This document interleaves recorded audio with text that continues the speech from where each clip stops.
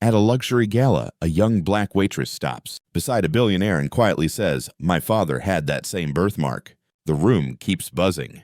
But his world stops cold. One sentence, two strangers, and a buried truth that could shatter everything. If this real-life story gripped you, hit like, subscribe. And tell me, where are you watching from, and what time is it right now?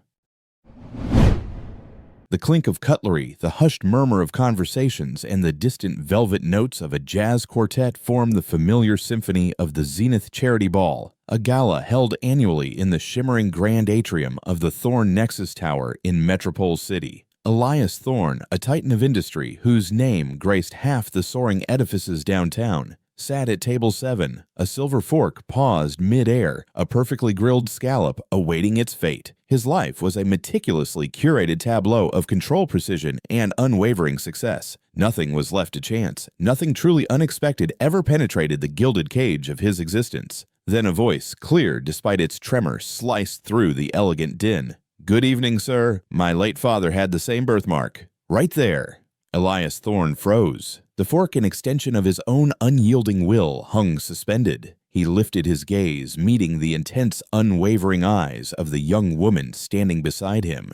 She was a waitress, impeccably dressed in a crisp black uniform, her hand steady as she held a heavy crystal pitcher of water, yet a subtle tremor betrayed the seismic shift within her. Her eyes, startlingly direct, were fixed not on his face, but on the inside of his left wrist. He blinked once, then slowly, almost wearily, his own eyes followed her gaze. There it was. A faded crescent-shaped birthmark barely the size of a dime, a faint shadow on the pale skin just above his pulse point. He had been born with it, a part of him so intrinsic, he had never once given it a second thought. Not until now. The moment stretched thin and fragile as if the very fabric of the evening had torn. Around them, the ballroom buzzed with laughter, the soft chimes of glasses, the low, comforting hum of jazz. But at table 7, time itself seemed to stop. Elias slowly lowered his fork, placing it gently beside his untouched plate. His voice, when it came, was measured, controlled, a testament to decades of disciplined self-possession.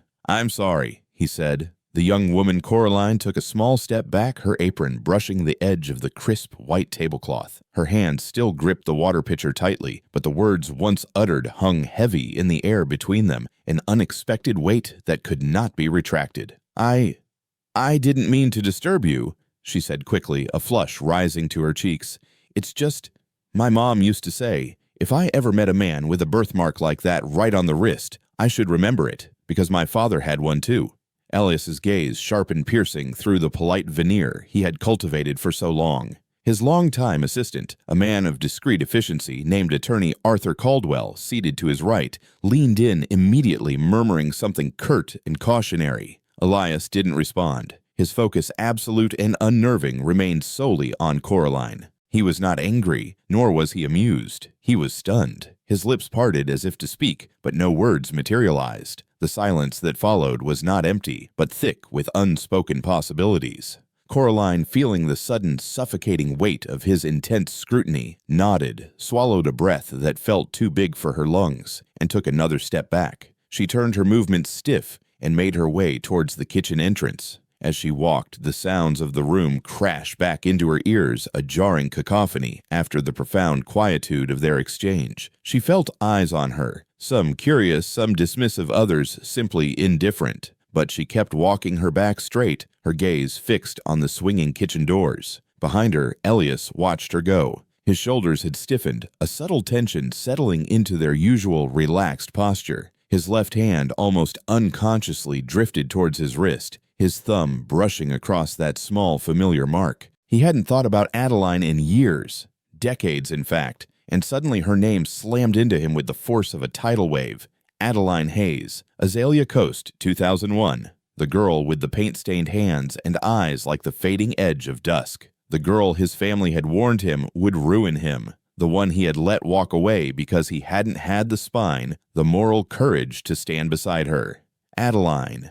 She was the one who had vanished from his life just months after their quiet, heartbroken goodbye on that old stone bridge by the Willow Creek River. She had never told him she was pregnant. He had never known. Now here was this young woman, Coraline, her voice, her defiant posture, the quiet fire in her eyes. Something deep inside him shifted. Could it be? But no, it was impossible, wasn't it? He clung to the cold logic of impossibility, even as a tendril of desperate hope began to unfurl within his chest. Elias did not speak again for the remainder of the dinner. He merely sat a silent monolith amidst the celebratory din, his thoughts a chaotic swirl of past regrets and impossible presentiments. Meanwhile, Coraline, having retreated to the staff corridor, stood silently at her locker. The sharp-clipped words of her manager, a woman whose name she could barely recall, drifted in and out of her awareness, unprofessional boundaries, VIP experience. None of them stuck. She was numb to the reprimand, to the implied threat of dismissal. All she could think about was the look in the man's eyes.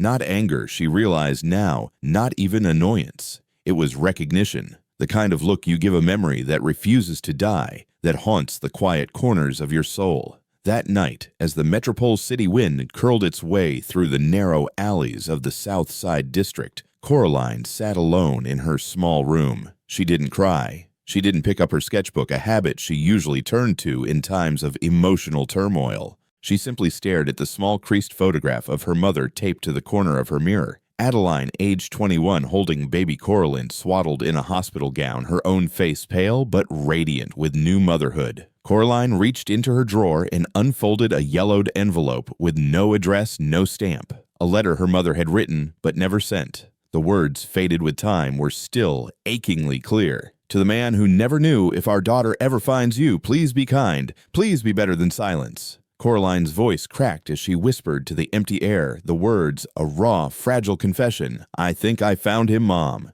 And somewhere across the sprawling, indifferent city, in a penthouse cloaked in glass and silence, Elias Thorne stood alone by the vast window, the moonlight bathing his left wrist, exposing the faded crescent mark. He stared at it as if seeking answers in its ancient lines. And for the first time in decades, his heart, which he had long ago encased in layers of ambition and control, whispered a name. He thought he'd forgotten a name that felt both alien and intimately familiar aid. In that silent, profound exchange between a girl holding on to her mother's final desperate words and a man finally facing the crushing weight of all he had lost. Something unspoken, something broken for too long was beginning to heal. Elias Thorne hadn't left his penthouse since the Zenith Charity Ball. The city outside his floor-to-ceiling windows shimmered with ceaseless movement, a vibrant tapestry of lights and lives. But inside his personal sanctuary was utterly still, like the paused breath between an inhale and an exhale.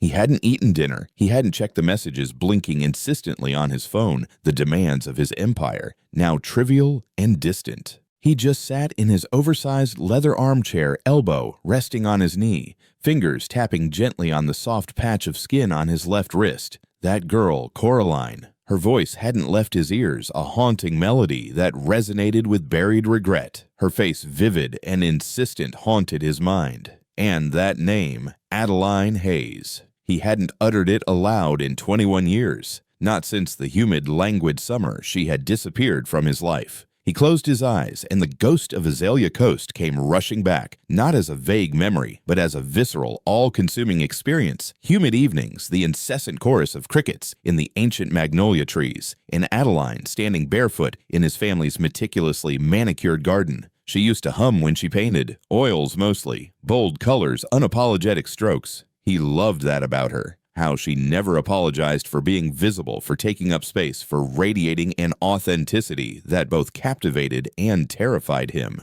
Until his father saw them together, until the phone calls started hushed and threatening, until he was summoned to the family estate, a bastion of old money and rigid expectations, and told in no uncertain terms, "You are not to disgrace our legacy with this entanglement." He hadn't fought it. He had convinced himself it was easier that way, a path of least resistance. He had let the weight of his family's expectations, the allure of his predetermined future, crush the burgeoning love he felt for Adeline. She had left town without a word a few weeks later. He never knew why. He never had the courage to find out. Not until now. He opened his laptop, his hands stiff with a hesitation he hadn't felt in years, a profound unease that rattled his very core. Slowly, deliberately, he typed her name into the search bar, Adeline Hayes, Azalea Coast, Georgia. A few records popped up. His breath hitched. An obituary. 8 years ago. Cervical cancer. Survived by one daughter, Coraline Adeline Hayes.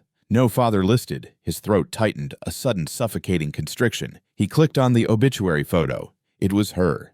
Older, yes, the years having etched new lines onto her face, but those same luminous eyes, that same slight endearing tilt of the head. The name of the funeral home appeared at the bottom of the page, Evergreen Memorial, Azalea Coast. He closed the laptop, letting the lid fall with a soft thud. He sat back in his chair, the plush leather suddenly feeling like an unyielding surface, and whispered aloud the words, a raw confession to the silent room. She never told me. Across town, in a cozy, cluttered kitchen that smelled faintly of simmering herbs, Coraline stirred her soup absently at Miss Anya Sharma's kitchen table. The old woman, a surrogate grandmother and steadfast confidant, stood over the stove, her back slightly hunched, thick glasses perched on her nose as she stirred something in a pot, her movements slow and comforting.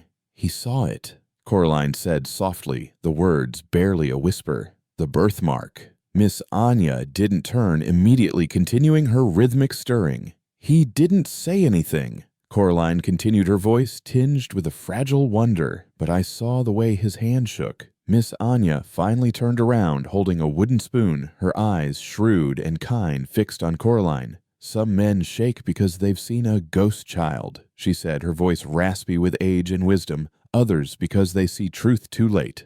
Coraline looked up, her face pale under the soft kitchen light, her brow furrowed with a question that had lingered for years, unspoken, aching in her heart. Did she ever tell you who he was?" Miss Anya sighed a long, contemplative sound. "She said his name once years ago, Elias." She paused, then added, "I didn't know the last name until she showed me a photo in some magazine. He was just starting out, then building his empire, already a name mentioned in the whispers of high finance. She said he had kind eyes, but a weak backbone." Coraline gave a short, sharp breath, a sound of surprise, mixed with a bitter understanding. "She never told me that?" "She didn't want you hating a ghost," Miss Anya replied, her gaze softening. "And she sure didn't want you chasing one." "I'm not chasing anyone," Coraline insisted, a flicker of defiance in her eyes. "But I deserve to know where I come from, don't I?" Miss Anya nodded slowly, a gesture of profound agreement. "You do. But you need to decide what you're after." "Truth and justice," she said, her voice gentle but firm. "They don't always look the same."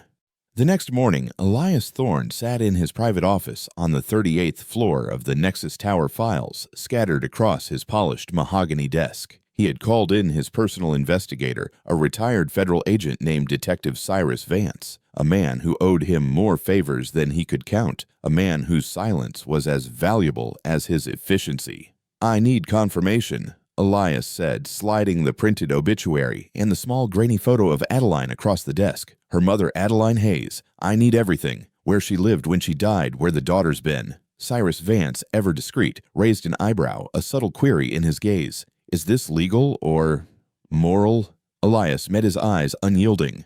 "I'm not asking for surveillance," he stated, his voice low, his resolve absolute. "I'm asking for clarity." Cyrus nodded, acknowledging the distinction. "Give me 48 hours." Elias leaned back in his chair, but he couldn't sit still. His mind kept drifting to Coraline's face, to the way she hadn't looked like she wanted anything from him. That alone made it worse. He wasn't used to being unneeded, to encountering someone who didn't seek his power or influence. It was unsettling, disarming.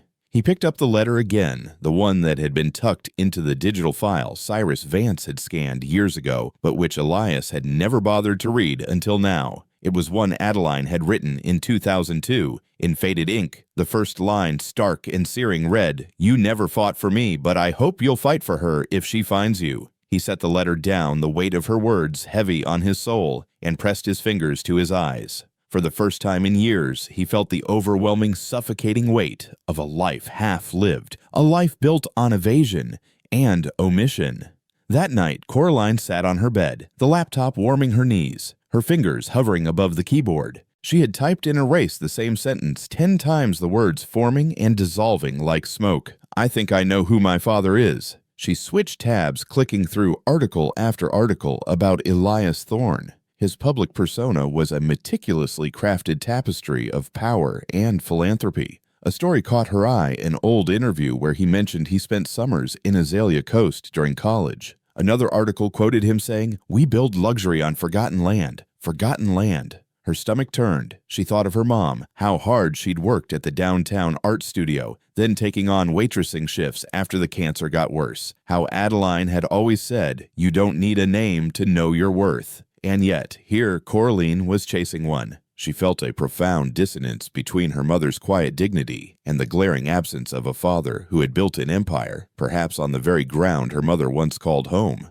She clicked open a new blog draft, hesitantly titled it, "The Girl with No Father and a Birthmark Full of Questions." Her fingers, usually nimble with a paintbrush, flew across the keys, a torrent of words pouring onto the digital page. "I met a man last night. He didn't recognize me, not truly, but I think he recognized something. A mark on his wrist, and maybe something more, something that echoed in his eyes. I was raised never to expect, never to demand to find my worth within myself. But maybe it's time I demand the truth. This isn't a story about wanting money, about seeking a handout or a shortcut. It's about identity. It's about a girl who grew up in silence, a gaping hole where a father should have been, and a man who may have built empires on forgetting her mother. So if you're reading this, Mr. Thorne, I'm still here, and I have questions that won't stay buried anymore." She hit save draft, not publish, not yet, but it was coming. Because the silence, the void where her father should have been, was becoming too loud to bear. Elias didn't sleep that night either. The metropole city lights flickered below his penthouse window like restless thoughts never settling. After Coraline had drifted from his line of sight at the gala, after her voice had triggered a name he'd buried for 2 decades, he couldn't ignore the pull anymore, the insistent gnawing of a past denied. By morning, a slim file rested on his desk. Detective Cyrus Vance was fast, remarkably so. Inside were hospital records from Azalea Coast, General Adeline's death certificate property tax records for a modest apartment in Metropole City's South Side, and most chillingly of all, an old kindergarten enrollment form from 2007. Under father's name, the line was left blank. But there, clipped to the last page, was a photo taken just days ago, Coraline stepping out of a subway station, headphones in a sketchpad tucked under her arm. She looked nothing like the vibrant, free-spirited girl he remembered, not in feature, not overtly. But something in her walk, her shoulders slightly squared despite the wind, her gaze steady despite the world rushing around her, it was Adeline, undeniably. Elias sat back in his chair, the file open on his lap, and whispered aloud, the words escaping him like a confession. "Why didn't you tell me?" But deep down, a part of him knew.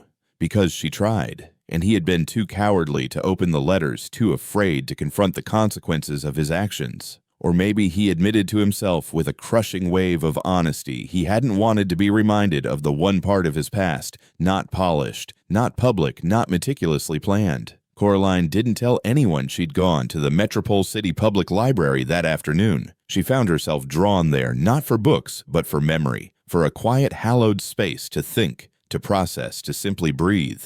In the quietest corner of the archives, she sat at a microfilm machine, its hum a comforting drone, as she scrolled through old Azalea Coast newspapers from 2001. She didn't know what she was looking for exactly. Maybe a name, a mention, something, anything that would connect the fragments of her mother's past to the man she now suspected was her father. And then there it was. A brief article buried on page 6 of the Azalea Coast Chronicle, July 2001. Thorne Development announces Riverside Project. The image was black and white, grainy with the passage of time, but she recognized him. Elias. Younger, leaner, standing next to a small group of city officials. And in the far left edge of the photo, barely visible, a shadowy figure, her mother, an easel behind her, a single paint-smeared hand frozen mid-wave. Her mother had been there at the announcement of his grand project. Not just a bystander, not a fleeting acquaintance. Coraline zoomed in until the image pixelated into a blurred abstraction. Her heart pounded a frantic drum against her ribs. Beneath the photo, a caption, "Local artist Adeline Hayes assists with mural concept."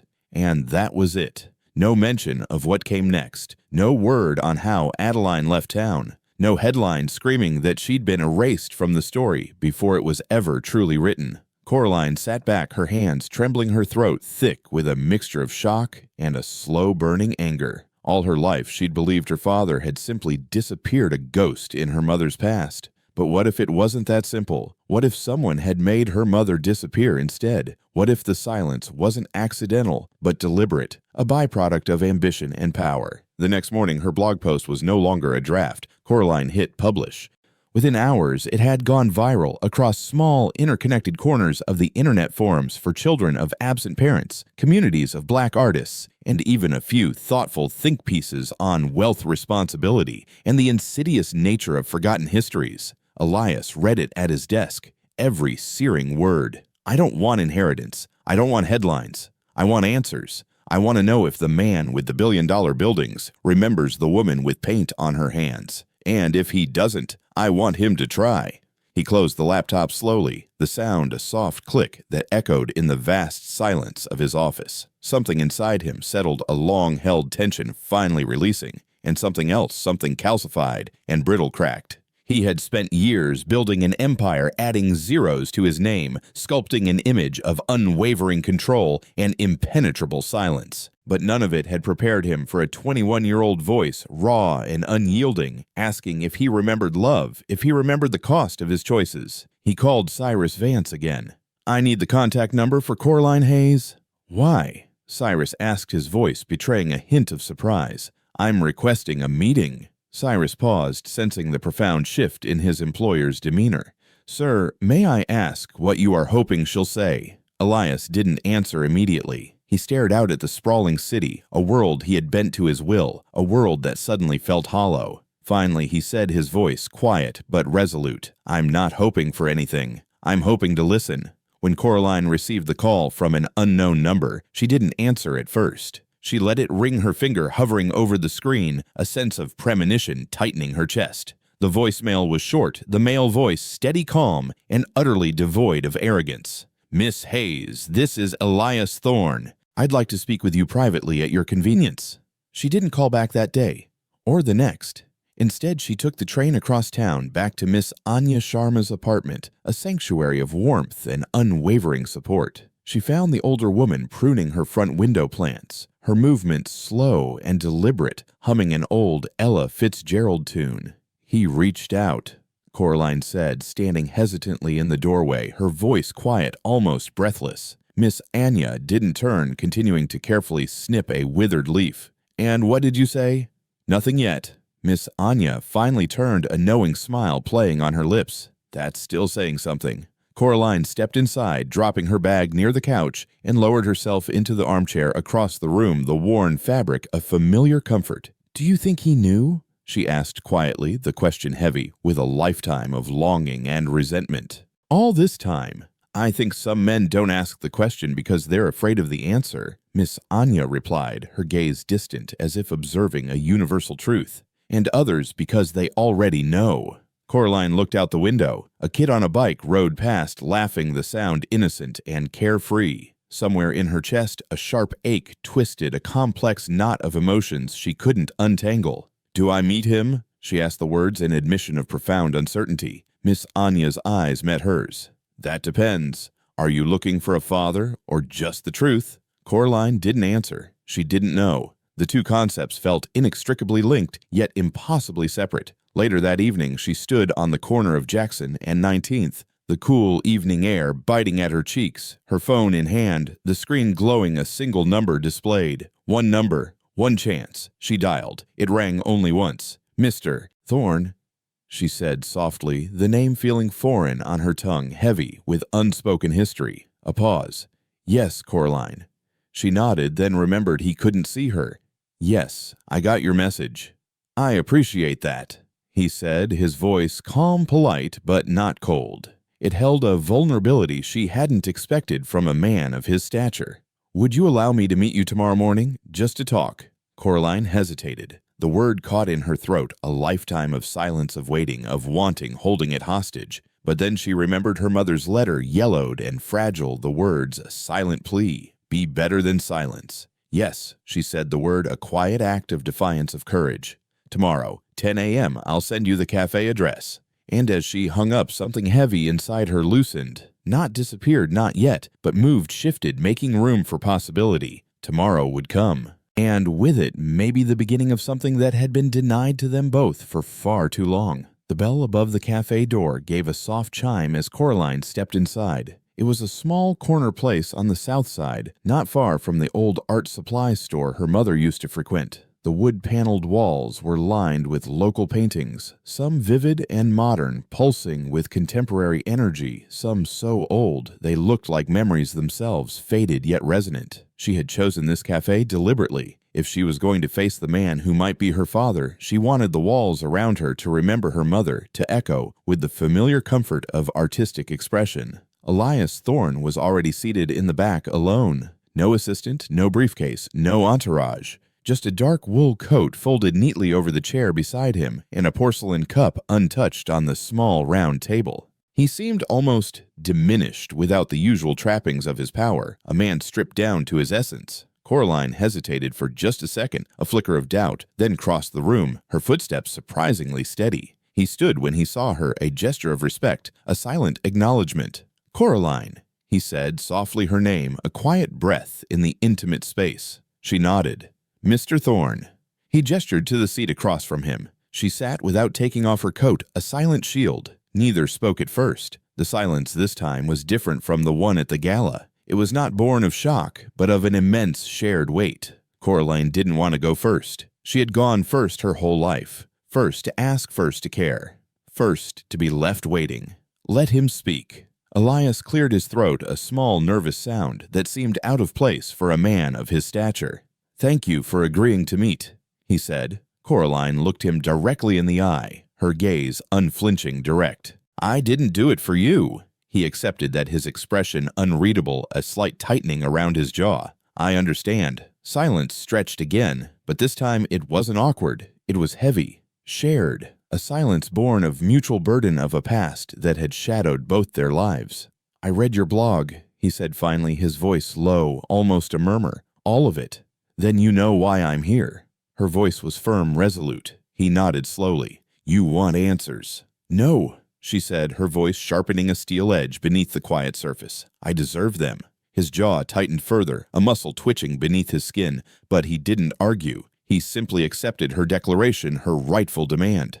"I didn't know about you," he said. After a beat, his gaze fixed on the table between them, as if examining the wood grain for explanations. "Not until the other night, when you said what you said. I saw her. I saw Adeline in your face, in your eyes, in your spirit. And that shook me in a way I wasn't ready for." Coraline blinked fast, but she didn't look away. Her voice, though softer now, held a quiet challenge. "You say you didn't know. But did you ever wonder?" He met her gaze, his eyes clouded with a profound regret. "Yes." He admitted the word, a quiet confession. "In the early years, I did. After Adeline left, I thought about it. I considered reaching out. But my life, my family." He stopped himself, cutting off the well-worn excuses before they could fully form. "That's not an excuse. I was a coward." "Yes." Coraline whispered the single word, a quiet, devastating affirmation. "You were." He nodded, accepting the truth of her judgment, the weight of his past failures.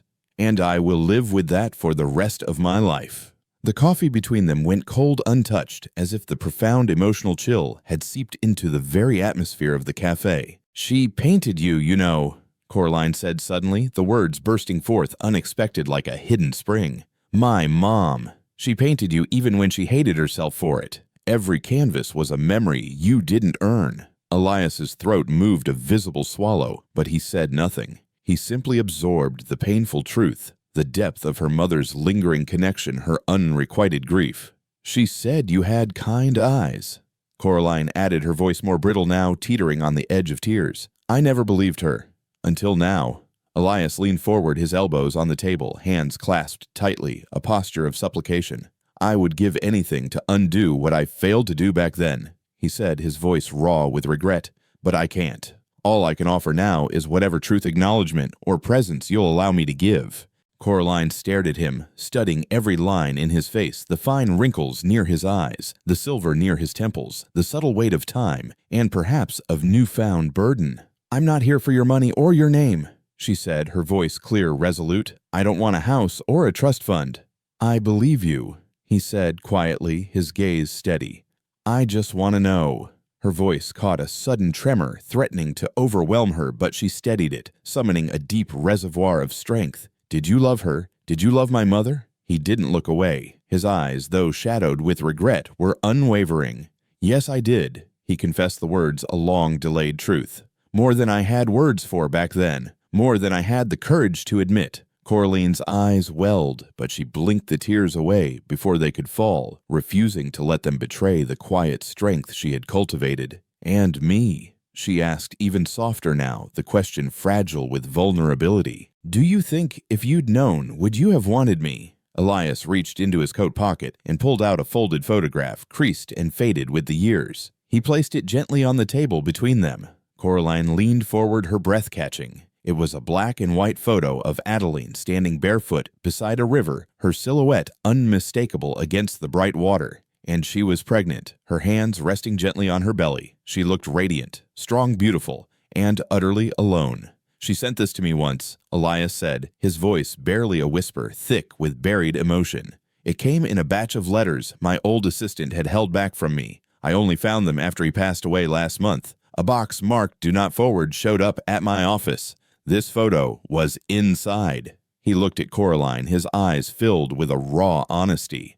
"I never opened her original envelope back then, even when I saw her handwriting. I told myself it was easier. That not knowing kept me safe. But the truth is, I didn't want to know, because knowing would have made me accountable. And I was a man too weak to be accountable." He exhaled slowly.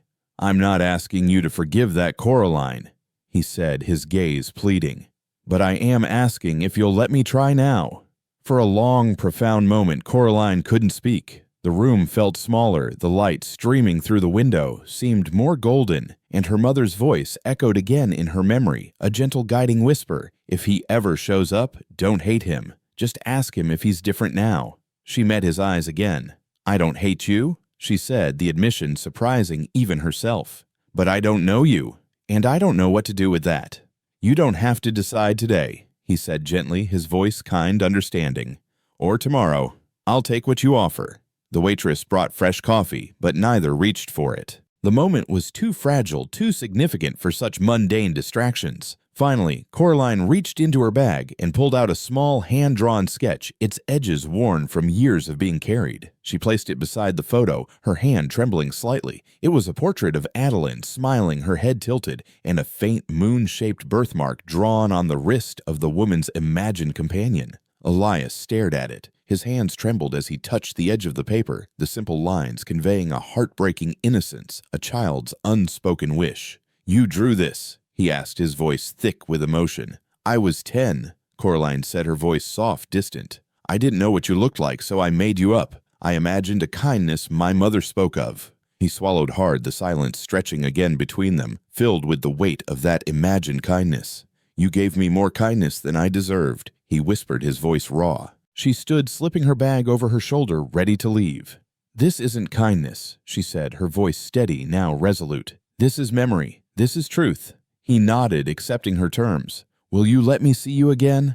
"I don't know," she said, pausing at the door, her hand on the cool metal handle. "But I'll think about it." She turned to leave, pausing only once at the threshold, her final words hanging in the air, a challenge and a statement of profound independence. "I don't need a father. I never had one, and I've made it this far. But if you want to be someone I can respect. That would matter more than biology ever did." And with that, she walked out into the morning sun, leaving Elias alone, the sketch in one hand and his profound, aching silence in the other. Elias sat in the back of his limousine, the hand-drawn sketch still clutched in his hand. He hadn't spoken a word since leaving the cafe, his mind a tumultuous sea of emotions. His driver, a woman who had worked for Elias for years, knew when silence wasn't just quiet, but sacred. She drove in comfortable stillness, observing the powerful man in her rearview mirror, his usual impenetrable facade fractured by a vulnerability she had never witnessed. He stared at the portrait Coraline had drawn at age 10.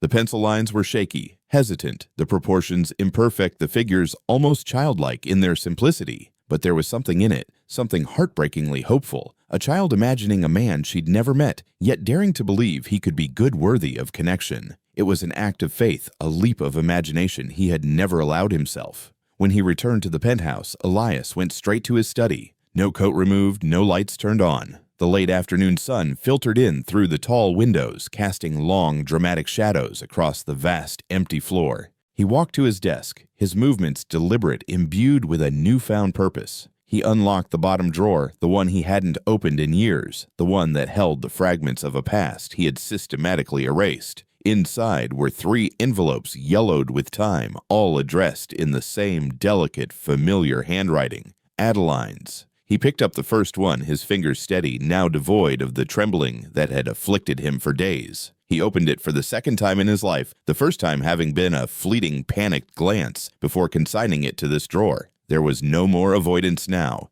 The faded ink on the page held the echoes of a young woman's pain and profound love. Dear Elias, if you're reading this, it means you've stopped pretending the past didn't matter. I wish I had been braver. I wish you had too. I left because I was told to, because I was afraid of what your name, your family, your world would do to our future. I was alone. I didn't tell you because I didn't want our child to grow up knowing she was the result of shame, but she isn't. She is bright. She is fierce. And she deserves more than a ghost for a father. If she finds you one day, I hope you remember how to love out loud. Adeline.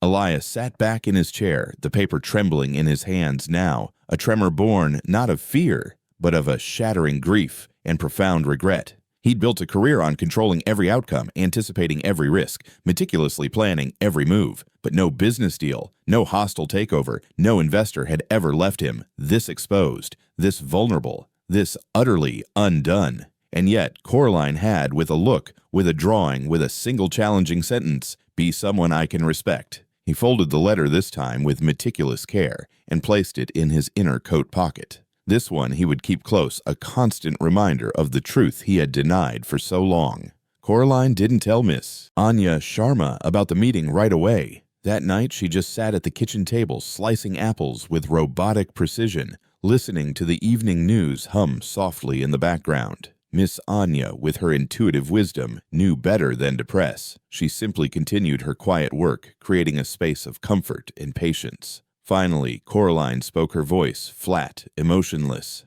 He brought a picture. Miss Anya turned from the stove, her eyes wide with surprise. Of who? My mother, pregnant, standing by the river. The older woman slowly sat down across from her, her expression softening. He kept it all these years. Coraline nodded. Never opened the envelope until last week. Miss Anya let out a slow, understanding breath. Guilt's a strange thing. She mused, her gaze distant. Sometimes it grows quieter the longer you ignore it, convincing you it's gone. But when it finally speaks child, it doesn't whisper. It shouts. Coraline set the knife down, the precise movements suddenly abandoning her. He said he loved her, said he didn't know about me. Do you believe him?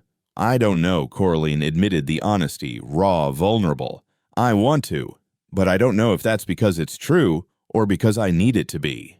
Miss Anya reached across the table and placed a weathered hand over Coraline's, her touch warm and reassuring.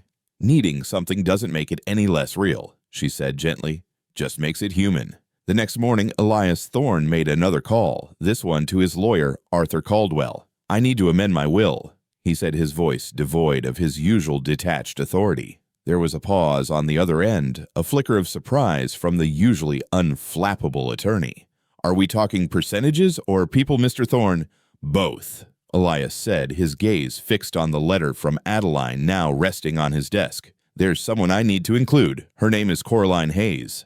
Caldwell didn't ask more. He'd been with Elias too long to be surprised by the unexpected, but even so, he said gently, That's a big step, sir. Are you sure? No, Elias said, a faint, almost imperceptible smile touching his lips.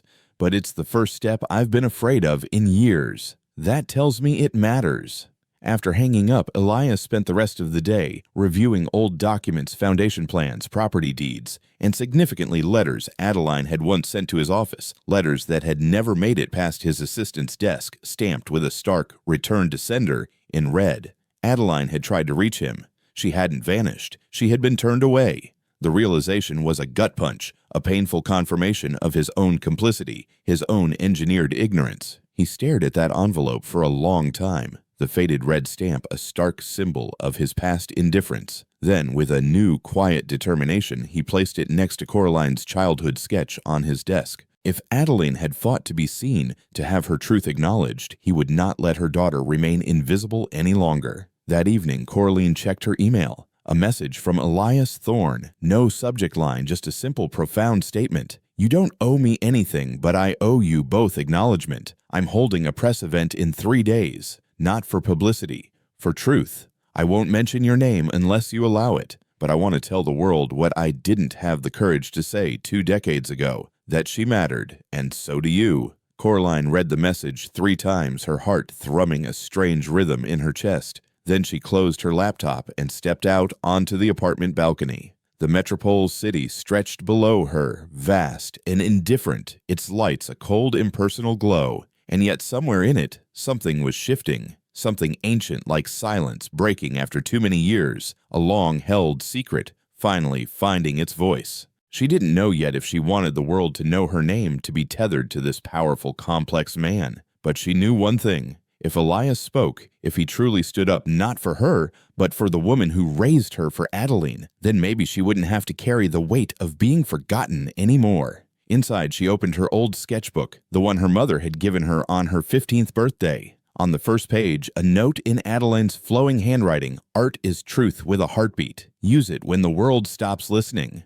Coraline smiled, a fragile, hopeful curve of her lips. She grabbed her pencil and began to draw again. Not out of anger or grief, not out of a need for justice, but because the silence, the oppressive weight of the unspoken, had finally started to make room for her own voice. 3 days later, the Thorn Foundation held its annual winter press conference. The air was sharp with January cold, the kind that cut through even the finest wool coats, a stark contrast to the stifling humidity of Azalea Coast summers. The venue was the grand atrium of the Thorn Nexus Tower, a cathedral of commerce with glass walls, marble floors, and a podium that had seen 100 photo opportunities, 100 carefully crafted announcements of power and profit. It had never, however, witnessed a confession. Elias Thorn stood behind the velvet curtain, adjusting his tie for the 5th time, his usual composure rattled by an unfamiliar nervous energy. His assistant handed him the speech he'd written, edited, and rewritten again, a carefully structured narrative designed to explain, to manage, to control. He folded it in half, then again, then tucked it into his jacket pocket. He wouldn't be reading it. "Coraline's not here," the assistant whispered, checking the front row, a flicker of concern in her eyes. "At least, not that we can see." Elias nodded, once a gesture of quiet acceptance. "That's all right. This isn't about who's watching." Then, with a profound sense of resolve, he stepped out onto the stage. The crowd of journalists and cameras greeted him with the usual blinding flashes and expectant murmurs. They expected a donation announcement, a development update, perhaps the unveiling of a new skyscraper, another monument to his empire. They didn't expect him to walk up to the microphone without a single slide, without a single branding banner behind him, just a man stripped bare of his usual protective armor. "Good morning," he said, his voice, usually resonating with authority, echoed softly against the high glass ceiling, a stark contrast to the booming pronouncements they were used to.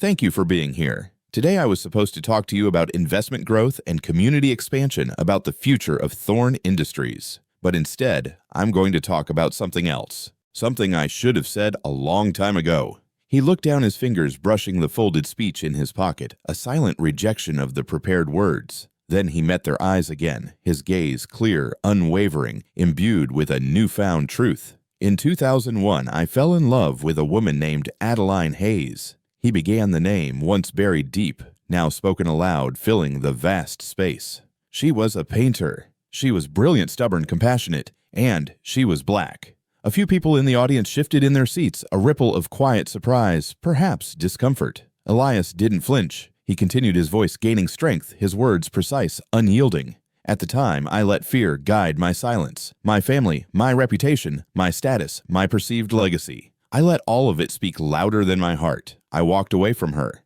I didn't fight for her. I told myself it was for the best for both of us. But the truth is, I was a coward." Gasps rippled quietly through the room, hushed and audible. One camera clicked louder than the rest, capturing the raw, unprecedented moment. "I didn't know that when she left she was pregnant."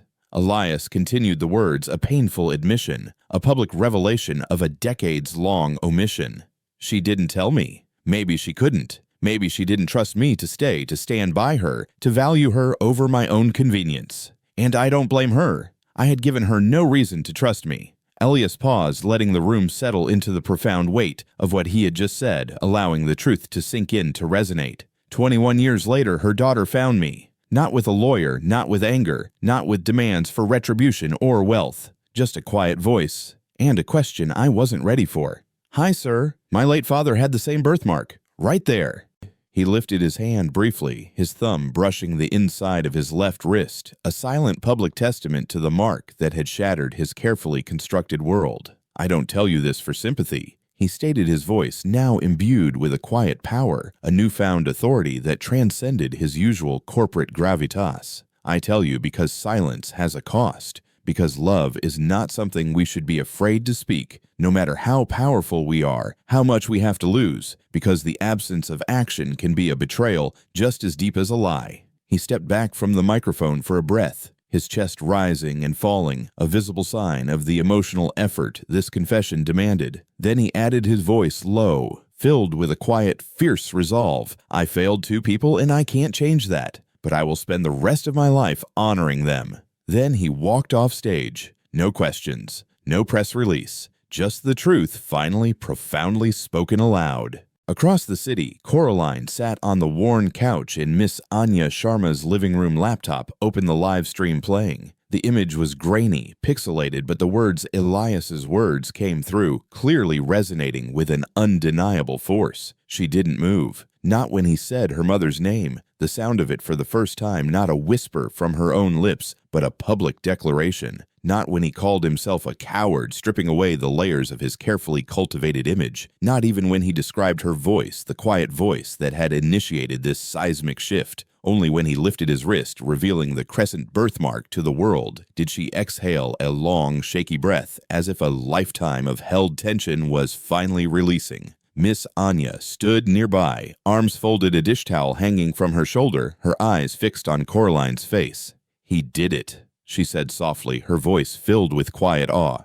Coraline didn't speak. Her throat felt too tight, choked with a storm of emotions, shock, relief, a profound, unexpected gratitude. "He didn't hide behind lawyers or statements." Miss Anya continued, her voice firm with admiration. "He stood up." Coraline nodded, a silent acknowledgement of the monumental courage it must have taken, but her hands were gripping the edge of the couch cushion so tightly her knuckles turned pale white against her skin, because a part of her had always believed that moment would never come, that men like him, men of immense power and privilege, stayed silent forever, protected by their wealth and influence, that the world let them.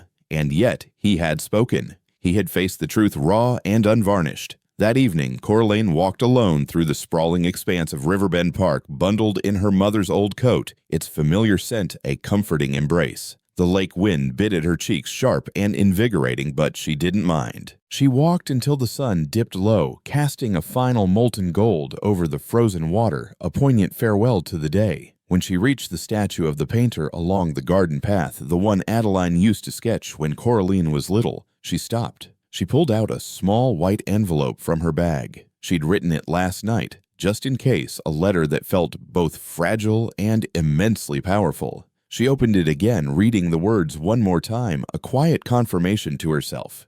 "Mr. Thorne," it began, her voice echoing in her mind. "Thank you for saying her name. Thank you for saying mine. That day in the cafe, I didn't know what I wanted, but I think I wanted to see if the man you used to be could face the woman I am. You did. And that matters. I don't know where this goes next. I don't know what kind of family we could ever be. But I'm open to one conversation at a time. Coraline." She placed the letter carefully into the bronze hand of the statue, a silent gesture, a symbol more than a communication. It wasn't for anyone to find, not truly. It was for her a tangible act of leaving something behind, of releasing a part of her burden into the quiet world. Then she turned and walked away, her boots crunching softly in the fresh snow, each step a movement towards an unknown future. Elias found the letter on his desk the next morning, delivered in a simple white envelope with no return address, a stark contrast to the usual meticulously sorted mail that filled his inbox. He read it 3 times, each word a balm to his aching soul. His eyes stung, but he didn't wipe them away, allowing the profound emotion to wash over him. He placed it gently beside Adeline's old return letters and Coraline's childhood sketch, a trio of silenced voices finally being heard. 3 hands on a table, 3 stories no longer hidden. And for the first time in decades, Elias Thorne didn't feel alone in his vast, silent office. He felt seen. and maybe, just maybe, he could be someone worth seeing. 2 days after the press conference, Coraline stood in front of a full-length mirror in the back room of a downtown art gallery. Her palms were sweating, a nervous flutter in her stomach. She wasn't used to wearing heels or blazers or anything that made her look like she belonged on a panel speaking to an audience of strangers. And yet, there she was, scheduled to speak at a community forum on art and identity, standing under a banner that read, "Legacy and Visibility Stories Unforgotten." Her sketchbook was tucked under her arm, worn and frayed, its corners curling from years of being opened and reopened, a repository of her life's unspoken truths. On the front page, she had drawn her mother's eyes the night before. Not perfectly, not a precise rendition, but with care, with love, with a profound understanding. She thought it might give her courage, not for the speech itself, but for whatever came after, for the profound shift her life was undergoing. The invitation to the forum had come the morning after Elias's press conference, not from him, but from the gallery director, a woman who had read Coraline's blog and seen the powerful resonance of her story. "You've got a voice," the director had said, her eyes shining with conviction. "We'd be honored if you used it here." Coraline had said yes before she had time to second-guess herself, a spontaneous act of embracing her newfound visibility. Miss Anya Sharma waited for her near the entrance of the gallery, bundled in her Sunday coat, her eyes gleaming with pride, a silent pillar of support. "He's coming," she whispered when Coraline joined her, her voice a low, knowing murmur. Coraline didn't need to ask who. Elias arrived alone. No assistant, no camera crew, no gleaming limousine. Just a quiet presence in a dark wool coat standing by the door, as if unsure he belonged, a figure of immense power radiating a surprising humility. Their eyes met across the murmuring crowd. He nodded once, a subtle acknowledgement. Coraline didn't smile, not yet, but she didn't look away, holding his gaze, a silent conversation passing between them. The panel began with questions about community memory, forgotten voices, and the profound importance of personal archives, of preserving narratives that might otherwise be lost. Coraline listened quietly, absorbing the words until the moderator finally turned to her, her expression one of thoughtful anticipation. "Coraline Hayes," the moderator said, her voice clear and resonant, "you've lived through a personal discovery that speaks to something larger about race, silence, and family. What do you think we risk when we let history remain untold?" Coraline took the microphone slowly, her fingers gripping it tighter than she meant to, feeling its cold weight, its symbolic power. "I think," she began, her voice surprisingly steady, filling the vast space, "we risk turning people into shadows, not just in public records or newspaper archives where their names might disappear, but in our own lives, in our very sense of self. We forget who gave us the shape of our nose, the tone of our laugh, the unique curve of our spirit. We pretend silence is safety," she continued, her voice imbued with a quiet conviction. "But it's not. It's a kind of theft, a profound, insidious theft."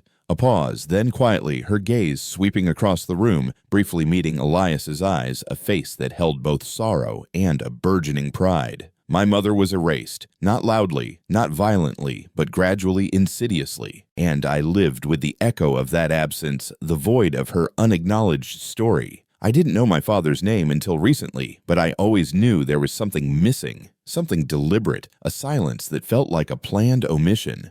I don't speak today to shame anyone," she continued, her voice clear, resolute, "not to accuse or condemn. I speak because every child deserves to be known. Not just as someone's daughter defined by their parentage, but as someone with a story that matters, a narrative that deserves to be heard. And sometimes," she concluded, her voice gaining strength, "it takes 21 years and a single birthmark to begin telling it." The room was still for a long, profound moment, the silence broken only by the soft, almost reverent rustle of clothing and a few suppressed sniffles. Then quiet applause began, tentative at first, then growing slowly swelling, finally filling the space with something more than mere approval, something like release, something like shared understanding, something like hope. Afterward, Elias waited by the refreshment table holding a paper cup of black coffee. He hadn't touched, his gaze fixed on Coraline as she mingled, accepting quiet congratulations. When she approached, he straightened his posture, shifting a subtle deference in his bearing.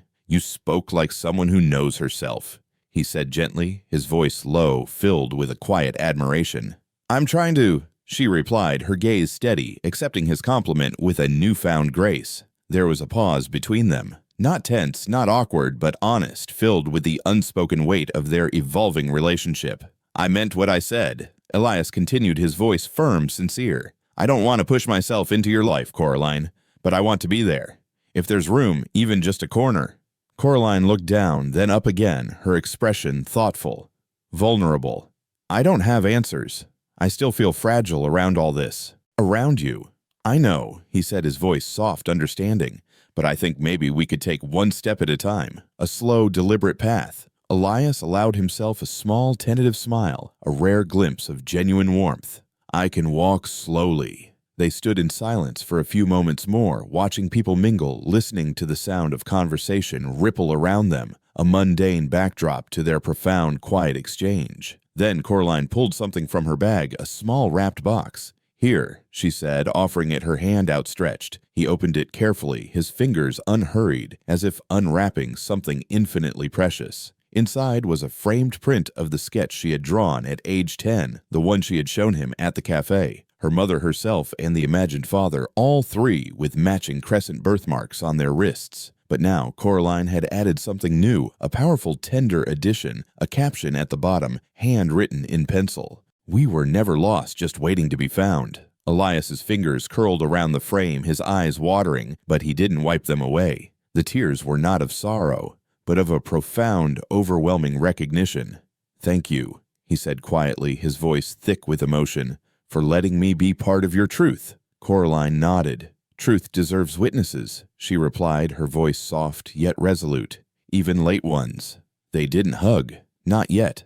The moment was too new, too fragile for such a physical manifestation of connection. But they stood closer now, side by side. Not as father and daughter in the full, easy sense of the word, but as two people who were no longer pretending they hadn't once been bound by silence. And now, finally, they were bound by something deeper, recognition, choice, and the slow, sacred act of rebuilding. Outside, snow began to fall soft and steady, dusting the city with a pristine white. Elias offered his coat. Coraline shook her head, smiled just a little, a genuine luminous smile, and said, "Let's walk." And so they did. Under the quiet falling sky, each step a small promise, a shared commitment to a path, however uncertain, that they would now navigate together. Azalea Coast smelled the same. Wet earth heavy with the scent of sweet decay. Spanish moss hanging like ancient whispered secrets from the gnarled branches of the live oak trees. Coraline hadn't been back since her mother's funeral 8 years ago, and stepping off the train felt like walking into a memory, a vivid dream soaked in sunlight and profound silence. Elias Thorne stood beside her, both hands wrapped carefully around a generous bouquet of white camellias, their pristine petals a stark contrast to the raw, earthy scent of the cemetery. He had offered to drive them from the station to whisk them away in a luxurious car, but Coraline had declined. She wanted to walk. She wanted the ache in her legs, the physical exertion to match the ache in her chest, the emotional weight of this pilgrimage. She didn't want this to be easy. They made their way through the old district in silence, a companionable quietude that spoke volumes. They passed cobblestone alleys, narrow and winding, and wooden porches with rocking chairs still swaying gently in the unseen breeze as if awaiting phantom occupants. Every few steps, Elias looked as if he wanted to speak a question forming on his lips, a thought yearning for expression, but he didn't. And for once, Coraline didn't feel the need to fill the silence. Some things, some truths didn't need words. They simply existed, palpable and profound.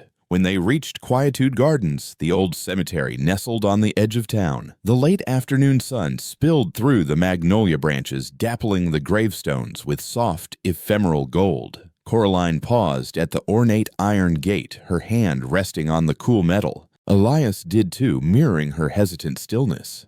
"She used to bring me here on Sunday afternoons," Coraline said, her voice soft, distant, a memory retrieved from the deep recesses of her childhood. Not just to visit Grandma. She'd sketched the trees the angels carved into the stone, the way light touches stone, illuminating forgotten details. She said even cemeteries had stories worth telling if you only knew how to listen. She always saw what others overlooked, Elias said, his voice low, imbued with a deep understanding, a shared reverence. "She saw me once when I didn't know how to be seen, when I was hiding even from myself." They followed the winding gravel path until they reached the headstone. Simple, weathered. The engraved letters were slightly chipped from time, blurred by years of sun and rain, but still clear, still legible. Adeline A. Hayes, 1979-2015. She painted silence into color. Coraline knelt beside it, her fingers tracing the etched letters of her mother's name. She didn't cry. Not today. The grief had settled into a quieter place now.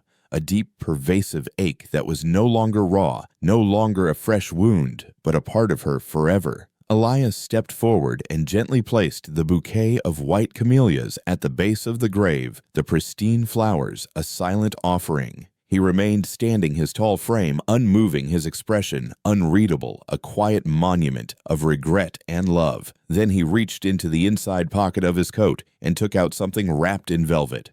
"I wasn't sure when I'd give this to you," he said, his voice barely above a whisper, thick with emotion. "But I think this is the right place, the right moment." He handed her the object. Coraline unwrapped it slowly, her fingers trembling slightly. Inside was a delicate silver locket, oval, worn smooth with time, its surface bearing the subtle patina of age. She opened it. On one side was a small, faded photograph of her mother at 20, laughing, her eyes shining with youthful exuberance. On the other, a small pressed flower, a white camellia, its dried petals a fragile testament to a long-lost moment. "She gave this to me once," Elias said, his voice cracking slightly, betraying the immense emotional effort this revelation cost him.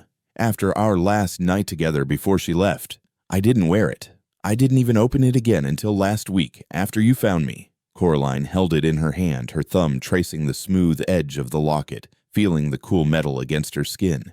"She always loved giving people pieces of herself," she said, her voice soft, reflective. "Tiny ones. Like she was afraid to give too much, afraid of the pain of losing it." "She gave me more than I deserved," Elias said, his voice raw with regret, "and far more than I ever acknowledged." They stood in silence again, broken only by the soft rustle of wind through the magnolias, a mournful, quiet song. "She never wanted to be anyone's burden," Coraline said, her gaze fixed on the headstone. "Not even mine. When she got sick, she used to leave voice notes on her phone just in case she didn't make it. I still have them. I don't listen often, but sometimes I need her voice more than her advice." Elias looked at her, his eyes filled with a profound sorrow, a grief not just for Adeline, but for the years of absence. "I wish I could have been there for her." He said the words, a heartfelt regret. "For both of you, to ease her burden." "You weren't," Coraline replied, not harshly, not with bitterness, but with a quiet, undeniable honesty. It was a simple statement of fact, not an accusation. "But you're here now, and you're not hiding." He gave a slow nod, acknowledging the truth of her words, the magnitude of his presence. "No, I'm not." Coraline knelt again and placed the locket gently beside the flowers at the foot of the grave, a silent offering, a symbolic reunion. "I think she would have liked this," she said quietly, her voice imbued with a gentle certainty. "Not because it's perfect, not because it fixes anything, but because it's real, because it's truth finally acknowledged." They stayed until the sun dipped low beneath the horizon, casting long, distorted shadows across the gravestones. Neither wanted to be the first to leave to break the solemnity of the moment, but eventually the chill crept in, a physical reminder of the passing time. Coraline turned to go. Elias lingered a moment longer, his fingers brushing the top of the stone, a final silent farewell. Then he followed. As they walked back down the path, the gravel crunching beneath their feet, Elias broke the silence, his voice thoughtful, reflective. "When I was young, my father told me that emotion was weakness. That dignity meant silence, that control was everything. He built an empire on that philosophy, but your mother Coraline, she proved him wrong with every bold, unapologetic brushstroke she ever made. She painted truth into existence." Coraline looked over at him, a subtle understanding passing between them. "You don't need to be your father," she said gently, her voice an offer, a quiet permission. He met her eyes, a flicker of vulnerability, a nascent strength. "I know. I'm trying not to be." As they reached the gate, Coraline paused, looking back at the quiet expanse of the cemetery. "I want to come back here," she said, a quiet resolve in her voice. "Every year on this day." "I'll come with you," Elias said, his voice firm, unwavering. It was not a request, but a promise. Coraline gave a small nod, a subtle acknowledgement of his commitment. "We'll see." Outside the cemetery, they stopped beneath a tree heavy with magnolia blossoms, just beginning to bud their waxy petals, promising future beauty. Elias reached into his coat again and pulled out an envelope. He handed it to her, his expression serious, a hint of trepidation in his eyes. "What's this?" she asked, a curious frown on her face. "Something I had written before we left Metropole City," he replied, his gaze steady. "It's not legal, not official, just words. Mine. A confession, perhaps. Or a hope." Coraline unfolded the paper. It was a handwritten letter, neat and deliberate, the careful script a stark contrast to the emotional weight of its contents. "Dear Coraline, I missed your birth, your first steps, your scraped knees, and late-night fevers. I missed your drawings on the fridge, your first heartbreak, your triumphs, your struggles. I missed everything. But if you'll let me, I'd like to be here for what comes next. You don't have to forgive me. Not now. Perhaps not ever. But I hope you'll let me earn a place in your life, not because of obligation, not because of biology, but because you believe I can add something true to it. Elias?" Coraline folded the letter slowly, her fingers tracing the neat lines of his confession, his plea. She tucked it into her coat, a new fragile treasure. "Let's get some coffee," she said, surprising herself with the sudden quiet invitation. "There's a place 2 blocks from here. It's not fancy, but their peach cobbler is exactly the way she used to make it." Elias smiled, and for the first time it wasn't tentative, not hesitant. It was genuine, a profound warmth blooming behind his eyes, reaching them, crinkling the corners. "Lead the way," he said, his voice light, filled with a quiet hope. They walked side by side down the quiet Azalea Coast street. No headlines, no expectations, no demanding whispers of the past. Just 2 people. Once strangers, now something else. Something still unshaped, still defining itself, but undeniably alive. And above them, the magnolia branches swayed, whispering stories. Only the ancient trees remembered stories of love and loss, and the quiet, enduring power of truth. The cafe in Azalea Coast was nothing special. Brick walls painted a cheerful white, a squeaky fan overhead stirring the humid air, a chalkboard menu with smudged lettering, and a tip jar shaped like a mason jar labeled, "Give what you can get what you need." But for Coraline, it felt like home. It was one of the few places her mother used to take her when the cancer treatments allowed for small stolen joys, small moments of normalcy. Adeline had loved the peach cobbler here, its sweet, comforting warmth a small solace. Coraline remembered her humming quietly over a steaming cup of tea, a napkin in her lap, sketching strangers with a pen that always seemed to run out of ink halfway through, leaving a trail of unfinished portraits. Now, decades later, Coraline sat at the same table across from the man who might have once sat here too. If life had gone differently, if he'd made a different choice, if he'd chosen love over legacy, over the demands of his powerful family. Elias took a small bite of cobbler, savoring the taste, perhaps tasting the ghost of a shared past. "Your mother had good taste," he said, a quiet appreciation in his voice. "She usually did," Coraline said softly, her voice tinged with a faint, bitter irony, except when it came to trusting silence. He nodded, accepting the sting of her words, the direct truth of her observation. She was right. He had been silent, and that silence had been a betrayal. "She deserved more than what I gave her," he said, his voice low, filled with profound regret. "She deserved to be fought for. She deserved a champion." Coraline watched him for a moment, her gaze searching, assessing. "Why didn't you?" She asked the question direct, unvarnished, a mirror held up to his past. His fork paused midair, laden with another bite of cobbler. He set it down slowly, deliberately, then looked her directly in the eye, his expression vulnerable, exposed. "I was raised to believe the world belonged to men like me," he confessed, his voice quiet, raw. "As long as we didn't make waves, as long as we conformed, as long as we prioritized power over personal desire. My father made it clear, love her, and you lose everything, money, respect, inheritance, your place in this family. And I was too young or too cowardly to see that what I lost by staying quiet was infinitely greater than anything they could have taken from me." Coraline didn't respond right away. She simply sipped her tea, letting his words settle in the space between them, the weight of his confession hanging in the quiet air. His father's words a chilling echo of the destructive power of generational expectations. "You said something at the gallery." Elias continued, his gaze steady, sincere, "about being known. Not just as someone's daughter, but as someone with a story that matters."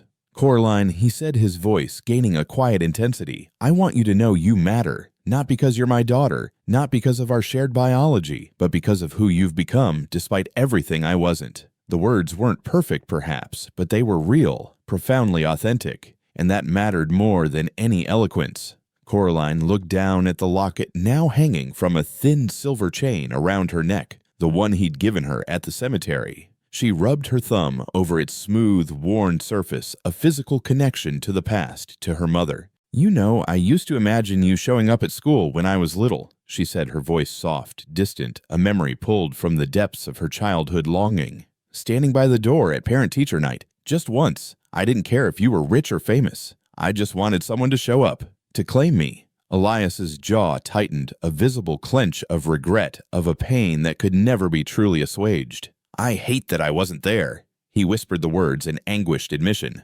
"I don't need you to hate it," she said, her voice firm, resolute. "I need you to carry it, so you don't repeat it, so you remember the cost of inaction." He nodded slowly, a profound understanding passing between them. "I'm trying." Coraline leaned back in her chair, a sigh escaping her lips. "And I'm trying to let you. That's the hard part, learning to trust the possibility of presence." Outside the cafe, rain had begun to fall, a soft, warm southern rain that felt more like memory than weather. The kind her mother used to paint as streaks of watercolor blue on brown paper, capturing its gentle, pervasive melancholy. Coraline stood and pulled her coat around her shoulders. "Walk me to the train station." "Of course," Elias said, already reaching for his umbrella, a silent, unequivocal acceptance of her request, her invitation.